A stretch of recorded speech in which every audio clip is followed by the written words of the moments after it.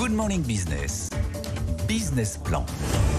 Américaine. 7h45, on est déjà en train de discuter avec Antoine Bouet, le directeur du Centre d'études prospectives et d'information internationale, le CEPI, cette guerre commerciale qui a à nouveau pris hier une nouvelle dimension avec ses annonces du côté de Joe Biden qui va mettre des droits de douane sur 18 milliards de dollars de produits chinois pour protéger les entreprises et les travailleurs américains d'une concurrence jugée déloyale. À qui parle Joe Biden? Il parle directement à ses électeurs. Il parle directement à ses électeurs, je pense, parce que ce n'est pas très rationnel de faire cela. Alors, la première remarque, c'est qu'il continue ce que l'administration Trump avait commencé.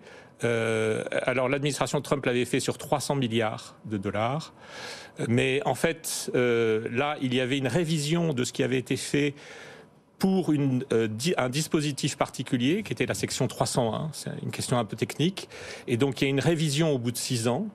En gros, on a une commission qui se réunit et qui dit s'il faut continuer, arrêter ou amplifier. Et donc sur 35 milliards de ces 300 milliards qui ont été examinés aujourd'hui, Biden a dit on continue et sur 18 milliards, on amplifie même puisqu'on augmente les droits de douane. Ça concerne les véhicules électriques, les batteries. x4 sur les voitures électriques. Oui, c'est ça, de 27,5 à 100. 100%, c'est un tarif qui est énorme. Donc, effectivement, c'est une petite proportion, c'est une petite valeur d'importation, mais c'est une augmentation de droits de douane qui est assez phénoménale. Vous dites c'est irrationnel. Donald Trump a dit il me copie. Il fait tout comme moi. D'ailleurs, si j'arrive au pouvoir, j'irai encore plus loin. Là, on est... Alors, le encore plus loin, ça peut concerner en fait une chose. Ça concerne beaucoup les véhicules électriques, donc une augmentation de 100%. Aujourd'hui, en tout cas en 2023, les véhicules électriques importés aux États-Unis qui provenaient de Chine, ça représentait que 2% des importations totales américaines. Donc en fait, c'est en train de démarrer.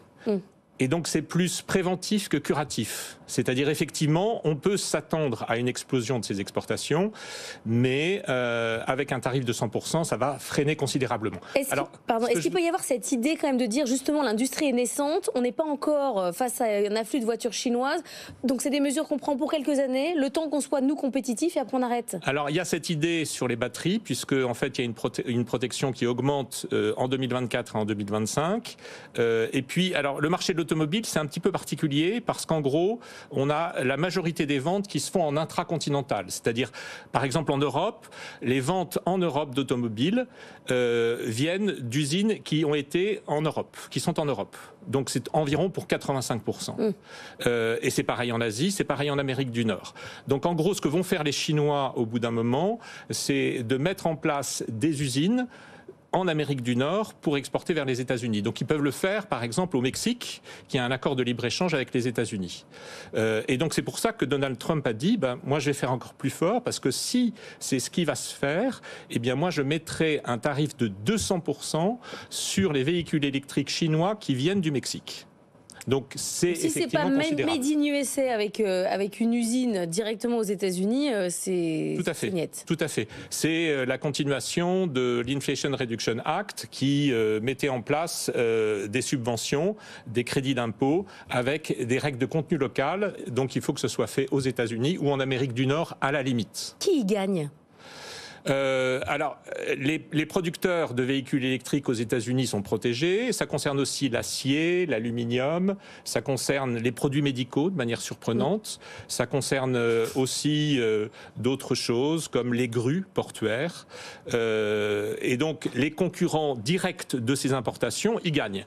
Maintenant, toutes les sociétés qui achètent ces biens pour leur processus de production, elles y perdent, et bien évidemment les consommateurs y perdent, et bien évidemment pour les véhicules électriques, on peut s'attendre à ce que la décarbonation de l'économie américaine se ralentisse, parce qu'on achètera de moins en moins de voitures qui sont non polluantes. C'était un des arguments principaux du président chinois quand il est venu en France il y a 2 semaines, dire vous voulez décarboner, vous voulez pas de véhicules chinois, c'est incohérent. c'est un bon argument. C'est un argument qui est tout à fait juste. C'est-à-dire que, et je trouve que c'est un argument c'est un élément du débat qui est absent dans le débat public français. On ne parle pas du fait que si on importe effectivement des véhicules électriques de Chine, ça va accélérer la décarbonation de l'économie. C'est un aspect positif. Il y a d'autres aspects qui sont négatifs, bien évidemment, mais il faudrait quand même considérer cet élément qui est essentiel.